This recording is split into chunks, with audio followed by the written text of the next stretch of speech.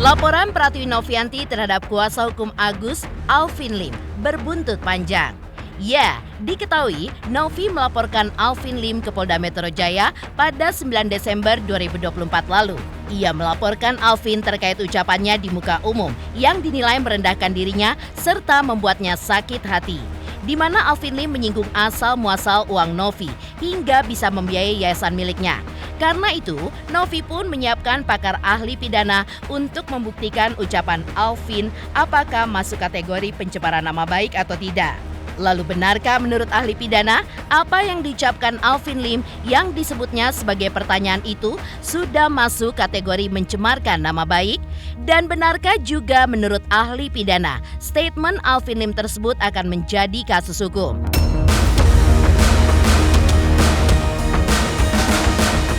Selain itu, benarkah menurut ahli pidana pernyataan Alvin itu untuk menyerang harkat dan martabat Novi? Dan akankah ahli pidana dihadirkan dalam sidang nantinya? Lantas seperti apa kuasa hukum Novi melihat pernyataan Alvin Lim yang sudah membuat Novi meradang? Pemirsa, bersama Intens Investigasi, kami hadirkan kabar terkini, terpercaya, dan teraktual. Tetapi sebelumnya, jangan lupa untuk like, subscribe, dan juga share channel YouTube ini.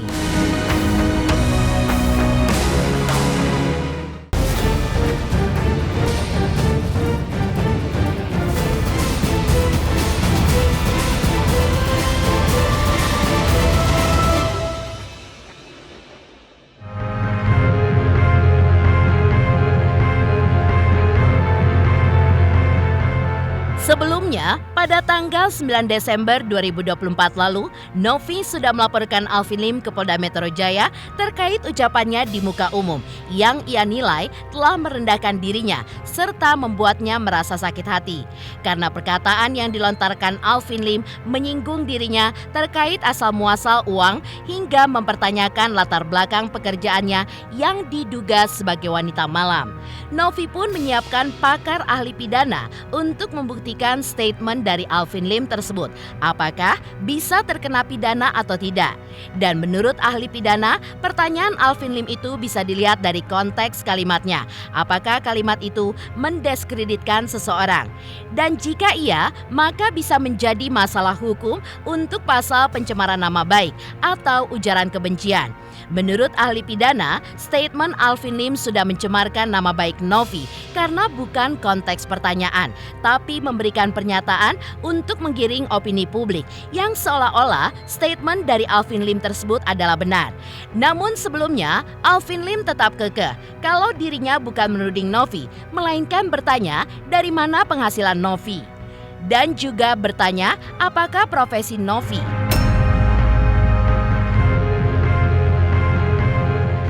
Kalau kita menilai sebuah statement, sebuah kalimat, sebuah pernyataan ya, yang disampaikan di muka publik, katakanlah begitu, atau disampaikan dengan cara-cara tertentu sehingga tersebar luas kepada publik, maka kita harus melihat kalimat itu atau kata itu dalam konteksnya. Dalam konteksnya apa? Jadi kita tidak bisa menilai atau melihat atau memberikan analisis terkait cuma sepotong kata apakah. Konteksnya digunakan untuk apa? Dalam kalimat apa itu disampaikan? Dan gitu. Kalau dalam kalimat misalnya mendiskreditkan seseorang, bisa jadi itu merupakan sebuah masalah hukum. Bisa jadi itu merupakan sebuah pencemaran nama baik atau penyebaran kebencian. Kan begitu. Jadi konteks apakah ini tentu harus dilihat di dalam keseluruhan teks itu atau keseluruhan pernyataan itu berkenaan dengan apa. Bisa jadi kalau itu dalam rangka untuk mencemarkan nama baik orang jadi masalah hukum. Dan gitu. Tapi bisa jadi itu merupakan sebuah pertanyaan semata. Ya tergantung konteksnya apa. Kata-katanya itu tertuju kepada yang bersangkutan dalam hubungannya dengan apa? Karena kata apakah itu kan kata tanya. Ya, itu tidak bermakna apapun kecuali diletakkan dalam sebuah kalimat lengkap. Saya kira itu jelas kata-kata yang mencemarkan nama baik orang. kan gitu. Itu bukan apakah dalam pengertian bertanya, tapi apakah dalam memberikan pernyataan yang pernyataan itu sedemikian rupa sehingga kemudian masyarakat mengasosiasikan apa yang disampaikan benar. Menggiring opini, menggiring orang untuk berpendapat seolah-olah apa yang dia tanyakan itu benar. Kalau dia sampaikan itu di muka publik, maka sebenarnya dia sedang menuduh saudara Novi melakukan prostitusi, kan begitu? Atau setidak-tidaknya dia bermaksud agar masyarakat berkesimpulan saudara Novi adalah prostitute girl, kan gitu. Jadi konteks kalimat seperti itu tidak bisa dikatakan bahwa itu pertanyaan, tapi itu pernyataan yang menggiring, jadi gitu. Sehingga kemudian membuat orang berasosiasi tentang apa yang dinyatakan terhadap orang itu.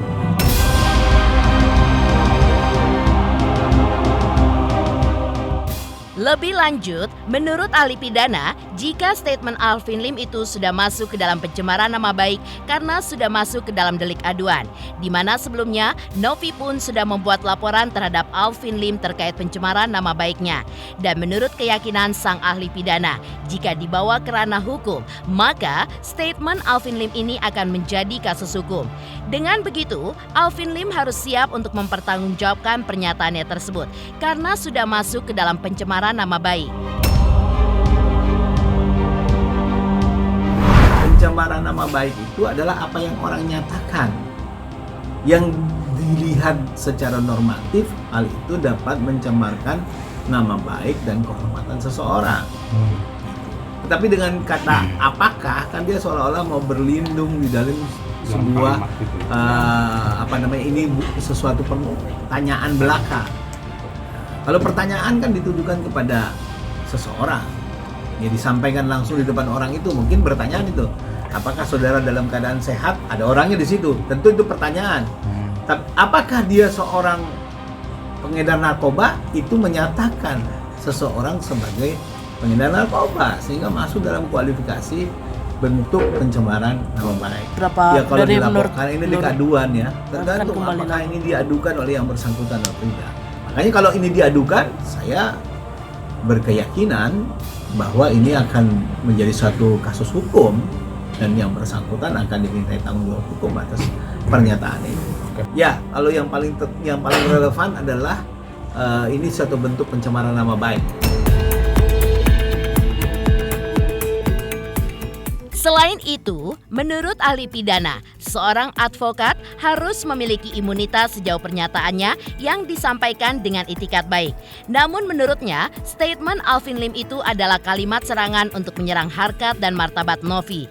Menurutnya, apa yang dilakukan Alvin Lim itu bukan mencerminkan sebagai advokat karena seorang advokat seharusnya melaporkan, mensomasi dan juga menggugat. Dan bukannya membuat video lalu disebarkan ke media sosial. Bahkan menurutnya, Alvin Lim tidak bisa membedakan posisi sebagai influencer dan advokat. Dampak dari hal tersebut, Alvin Lim bisa terkena pasal Undang-Undang ITE Nomor 1 Tahun 2024 tentang memperluas unsur sara serta mencemarkan nama baik seseorang dan juga profesi dan terancam hukuman 2 tahun penjara. Advokat itu memiliki imunitas sejauh pernyataannya itu disampaikan dengan itikat baik dalam rangka pembelaan kliennya di dalam maupun di luar pengadilan. Jadi problemnya adalah apakah dilandasi oleh itikat baik atau tidak. Kayak begitu. Kira-kira orang yang punya itikat baik nggak ngomong di muka publik tanpa hadirnya orang itu? Kalau saya menganggap bukan orang yang beretikat baik gitu. Saudara semua ini punya etikat baik. Datang ke sini, bertanya kepada saya menjelaskan. Kalau orang bikin kalimat tanya di muka publik orang yang nggak ada, kira-kira dia bermaksud bertanya kepada orang itu apa mau menyatakan terhadap keadaan orang itu? Serangan ya. Saya kira itu suatu bentuk serangan terhadap kehormatan dan nama baik orang. Jadi itu tidak termasuk satu hal yang dapat dilindungi berdasarkan Undang-Undang Advokat. Undang-Undang ITE yang terakhir itu Undang-Undang Nomor 1 Tahun 2024 itu sekitar 2 tahun ancaman hukumannya.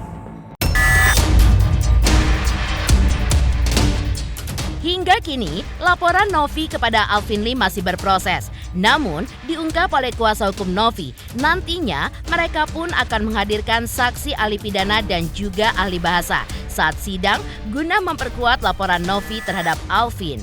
Dan terkait statement Alvin Lim yang diklaimnya sebagai pertanyaan tersebut, menurut kuasa hukum Novi, statement Alvin Lim harus dilihat konteksnya. Dan berhubung sudah dilaporkan, maka mereka akan membiarkan penyidik yang bekerja. Dan jika statement Alvin Lim itu benar, maka harus dibuktikan dengan menunjukkan bukti-bukti.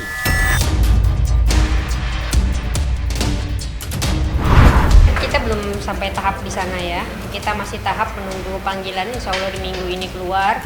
Panggilan pelapor, baru kemudian saksi-saksi. Setelah saksi-saksi, baru kemudian dilanjutkan saksi ahli. Iya, kami akan mendatangkan ahli bahasa dan hukum pidana. Kalau kemudian beliau bilang pernyataan, maka harus dilihat dari konteksnya ya. Nanti kemudian karena sudah dilaporkan, maka biarkan kemudian penyidik yang bekerja. Lebih jauh memang di dalam hukum pidana itu dikenal unsur penyangkalan. Unsur penyangkalan ini yaitu siapa yang kemudian mendalilkan, maka dia yang harus membuktikan. Begitu. Jadi kalau misalkan dia menyatakan Teh Novi sebagai pelacur, maka dia harus membuktikan bukti-bukti apa yang mengarah ke titik itu ya. Lalu seperti apa Farhad Abbas melihat Alvin Lim yang sudah melaporkan Novi ke polisi? Benarkah Farhad Abbas mendukung langkah Alvin Lim tersebut karena menganggap Novi yang lebih dulu mencari gara-gara?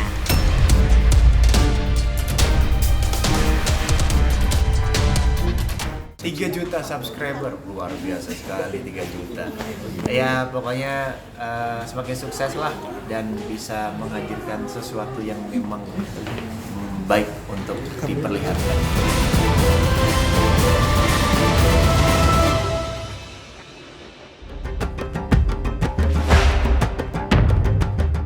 Jika saksi ahli pidana Novi sebut ucapan Alvin Lim bisa dipidanakan, maka di sisi lain, Farhad Abbas menyoroti laporan Alvin Lim kepada Novi.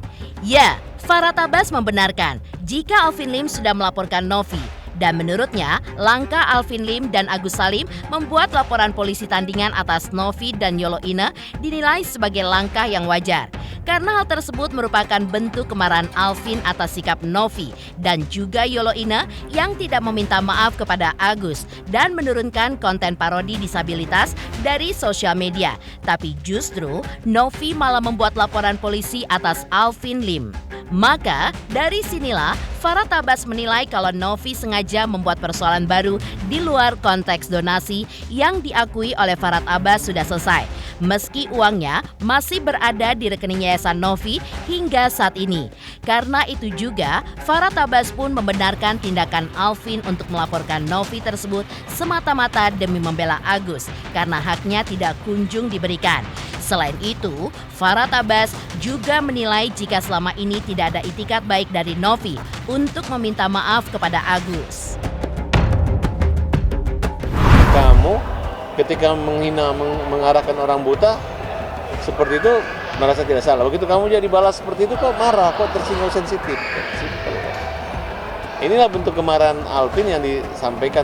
Ketika dia laporin balik benar gitu. Ya, nanti apakah mau seperti ini gitu?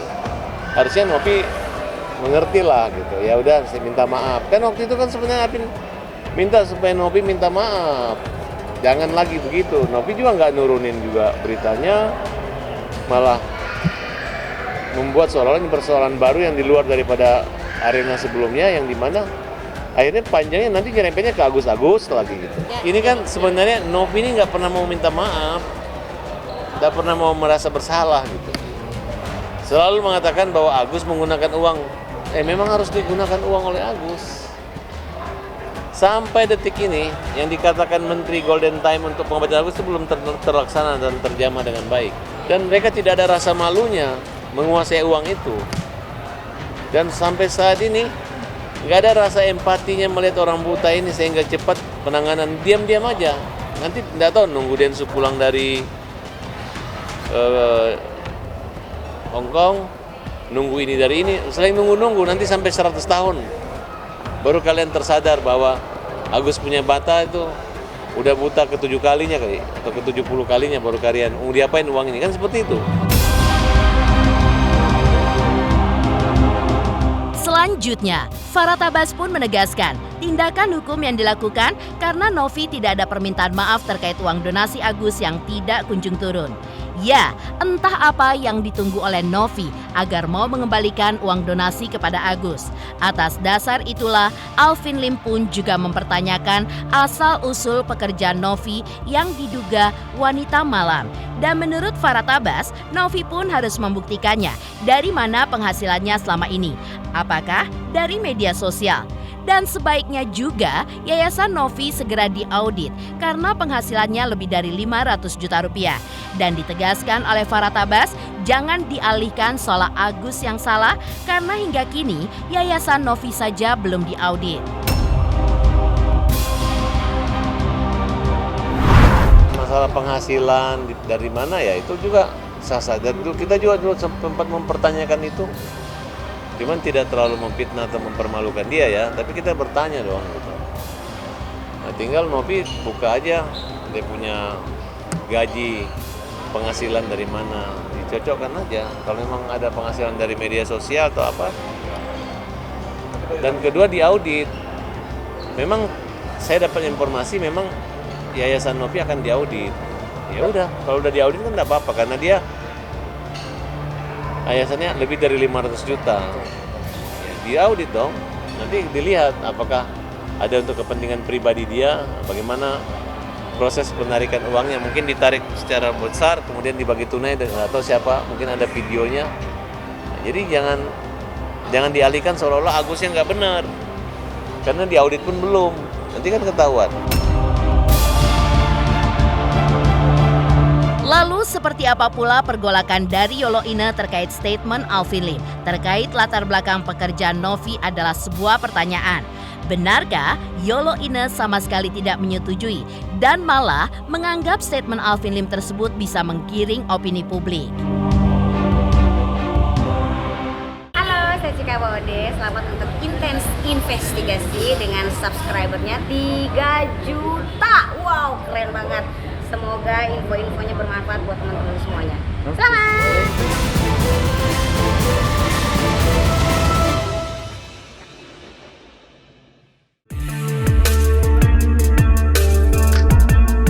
Perseteruan antara Novi dengan Alvin Lim yang saling lapor juga menyangkut Yolo Ine karena ia juga ikut dilaporkan oleh Alvin Lim dan Agus Salim ke Bareskrim Polri atas dugaan pelanggaran Undang-Undang ITE pada 10 Desember 2024 lalu. Dan untuk laporan Alvin Lim dan Agus yang sudah mempermasalahkan video parodi yang dibuatnya bersama Novi dan dianggap pihak Agus sudah menghina Agus, Yolo Ine pun tidak gentar untuk menghadapinya. Sedangkan untuk laporan Novi kepada Alvin terkait ujaran kebencian, menurut Yolo Ine ada alasannya. Dijelaskan Yolo Ine, kenapa Novi sampai memutuskan untuk melaporkan kuasa hukum Agus tersebut karena sudah menyangkut ke anak Novi yang mempertanyakan terkait perkataan Alvin yang mempertanyakan latar belakang pekerjaan Novi yang diduga sebagai wanita malam. Dan dengan tegas, Yolo Ine pun tidak setuju menyebut statement Alvin Lim tersebut adalah sebuah pertanyaan. Karena menurutnya, statement yang diucapkan di depan kamera dan bisa didengar oleh banyak orang bukanlah sebuah pertanyaan, melainkan bisa menggiring opini publik. Beda jika statement itu dikeluarkan Alvin Lim langsung empat mata kepada Novi. Barulah hal tersebut bisa dibilang pertanyaan. Seperti yang kita tahu, Novi itu sudah melalui tuduhan yang luar biasa selama ini. Baik dari pengguna narkoba, dugaan dia macam-macam lah ya, dari Erdilau, dari Zanzabela, segala macam. Tapi saya baru lihat Novi itu ke-trigger untuk melaporkan baru ini. Karena apa? Ini udah merembet ke anaknya nih. Anaknya tiba-tiba nanya, "Ma, emang arti anak kelas 3 SD. Ma, emang arti penjual narkoba apa?" Kita kan ya nggak bisa pungkiri lah, kita anak yang namanya udah ngerti gadget, anak udah melihat TV, mungkin nggak sengaja pas lagi ganti-ganti channel, terus dia nggak sengaja ngeliat tentang mamanya. Ini baru kali ini sih Novi itu ke-trigger karena ini udah ke anaknya.